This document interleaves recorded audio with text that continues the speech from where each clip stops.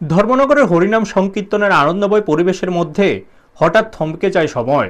কুমারঘাটের বিশ্বনাথ দাস বয়স ৩০ নামে এক যুবক অপহরণের শিকার হন।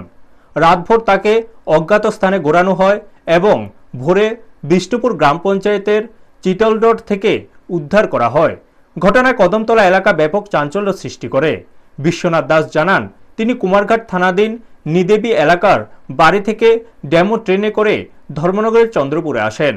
সেখানে স্থানীয় এক আখড়ায় হরিনাম সংকীর্তন দেখার সময় ২-৩ জন যুবক তার কাছে খাওয়ার জন্য সিগারেট চায়।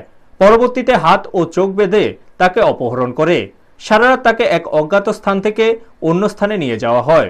ভোরে অভিযুক্ত যুবক আব্দুল খালিকের বাড়িতে রাখা হলে সে হাত ও চোখ খুলে পালিয়ে এলাকার মানুষের কাছে পৌঁছান এবং সমস্ত ঘটনা জানান।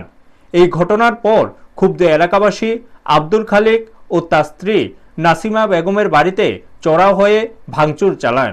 উভয় আহত হন। খবর পেয়ে কদমতলা থানার পুলিশ সহ মহকুমার পুলিশ আধিকারিকরা দ্রুত ঘটনাস্থলে পৌঁছে পরিস্থিতি নিয়ন্ত্রণে আনেন। অভিযুক্ত যুবককে থানায় নিয়ে আসা হয়। প্রাথমিক তদন্তে পুলিশের ধারণা নেশা বা মাদক সংক্রান্ত লেনদেন এই ঘটনার সঙ্গে জড়িত থাকতে পারে। পুরো ঘটনাটি এখনো রহস্যময় এবং তদন্ত করা হচ্ছে বলে জানা গেছে। ব্যুরো রিপোর্ট, নিউজ তৎকাল 24। কিতা হইছে ঘটনা কও? ও বাতা কি আনি আসিও না বেটি দাদা বাবুরে বাবুরে আসো বাবা দুবু ফুয়ানানি ও বড়া গুলো লুগাইছে ও বড়া গুলো আতদা কইয়া তা বেটা দুবিয়া গেছে কিয়া ও গিয়া এখন বাড়ি গিয়া বসে গিয়া আর ও তো আমি আমার কাপড় পেয়ে গেছি ফুরকি ফুরকি তাই ইয়া তোমার সাথে দিয়ে আইছে হুনতাই জানবে তারা আনি তোমার কিতা অপহরণ করা হয়েছে নি? স্যার অপহরণ করা হয়েছে। তোমার নাম কিতা? আমার নাম বিশ্বনাথ দাস। বাড়ি কোন জায়গা? বাড়ি কুমারঘাট নিদিবি। কোন নাম থেকে অপহরণ করা হয়েছে?